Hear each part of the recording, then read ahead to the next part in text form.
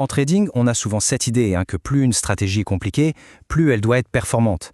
Mais et si c'était tout l'inverse? Si la stratégie la plus simple, la plus directe, était en fait la plus redoutable? À une seule condition, bien sûr, qu'elle soit en béton armé, validée par des données. C'est exactement ce qu'on va décortiquer aujourd'hui. On commence avec cette idée qui est vraiment au cœur de tout. Beaucoup de gens pensent qu'il faut des systèmes hyper complexes pour gagner, mais la réalité du trading, c'est souvent que la complexité n'a rien à voir avec la rentabilité.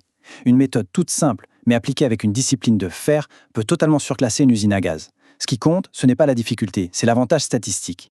Et voici la stratégie du jour, la SBA, ou Structure Break of Asia. L'idée, c'est que c'est une méthode 100% mécanique. On enlève complètement l'intuition, la subjectivité. Et son point le plus fort, son véritable atout, c'est que son avantage statistique est prouvé sur 20 ans de données de marché. Rien que ça. Alors, plongeons un peu dans la logique de cette méthode. Pourquoi est-ce qu'on se concentre précisément sur ce moment, la transition entre la session de trading en Asie et celle de Londres? Eh bien, tout repose sur une dynamique de marché bien particulière. Imaginez un ressort qu'on comprime lentement. La session asiatique, c'est exactement ça. C'est une période avec très peu de volume où le marché a tendance à se tasser, à évoluer dans un petit couloir. Le marché, en quelque sorte, accumule de l'énergie. Et l'ouverture de Londres, avec son arrivée massive de capitaux, c'est ce qui relâche le ressort d'un coup. Le contraste est vraiment flagrant. D'un côté, on a la session asiatique, super calme, le marché est presque endormi, et de l'autre, l'ouverture de Londres, qui injecte une dose massive de volatilité et crée les grands mouvements directionnels que la stratégie SBA cherche justement à attraper. On passe littéralement d'une phase d'attente à une phase d'action pure. Et les chiffres parlent d'eux-mêmes. La session de Londres, à elle seule, c'est la moitié de tout le volume échangé chaque jour sur le Forex. C'est là que l'argent bouge, c'est là qu'il y a de la liquidité. La stratégie, au fond, ne fait que se positionner intelligemment pour profiter de ce pic d'activité quotidien. Bon, passons à la pratique. On pourrait s'attendre à quelque chose de compliqué, mais en fait, le processus de base est vraiment simple. Il se résume à 3 petites étapes, très claires et accessibles. Le processus est d'une simplicité presque déroutante.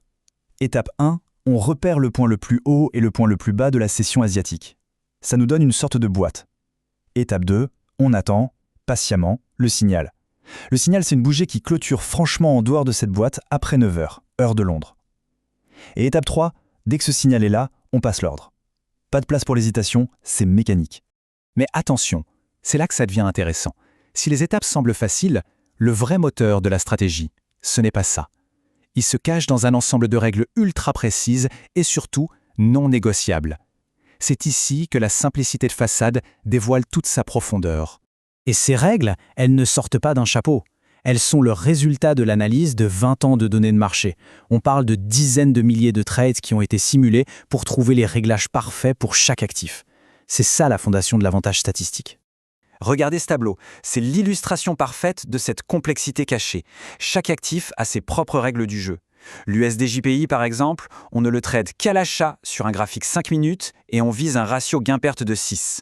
Le DAX, c'est différent, 15 minutes, achat seulement et un ratio de 2. On ne peut rien inventer. Le point crucial, c'est donc de comprendre que rien, mais alors rien n'est laissé au hasard. L'unité de temps, le sens dans lequel on trade, l'endroit exact où placer son stop-loss, toujours sur la moyenne mobile 50, ou son objectif de gain, tout est gravé dans le marbre. Ça va même plus loin. Il y a des jours spécifiques de la semaine et même des mois entiers dans l'année où il est tout simplement interdit de toucher à certains actifs. C'est ce niveau de discipline, cette rigueur absolue qui fait toute la différence. Allez, pour que tout ça soit bien clair, voyons comment ça s'articule dans un cas concret. On va prendre un exemple de trade sur l'indice allemand, le DAX, et appliquer les règles pas à pas. Ok, posons le décor. On est un mardi. Un jour où le trading sur le DAX est autorisé par les règles, le carnet de bord nous dit « graphique en 15 minutes, on ne cherche que des achats, on vise un gain 2 fois supérieur à notre risque et point super important, aucune gestion de trade. Tous les paramètres sont fixés avant même d'entrer sur le marché. » Et voilà, le marché casse le plus haut de la session asiatique. Une bougie de 15 minutes clôture au-dessus. L'ordre d'achat part automatiquement. Immédiatement, le stop-loss est positionné sur la moyenne mobile 50 et l'objectif de profit est calculé pour être 2 fois plus loin que le stop. Tout est systématique, il n'y a pas de place pour l'interprétation.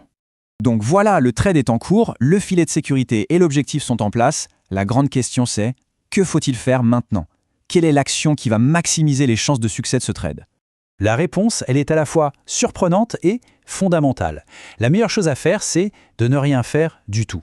Oui, il faut s'éloigner de l'écran. Pour un actif comme le DAX, les règles sont limpides. Une fois que le trade est lancé, le boulot est terminé. Fini. Le système est fait exprès pour court-circuiter nos émotions, pour nous empêcher de tout gâcher. À partir de là, on laisse juste les probabilités et les maths faire leur travail.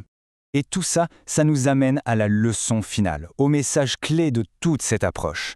L'idée n'est pas d'être plus malin que le marché. L'idée est de faire confiance à un processus qui a fait ses preuves. Le succès, ici, ne vient pas d'une prédiction géniale, il vient de l'application encore et encore, sans jamais dévier, d'un système qui a un petit avantage statistique.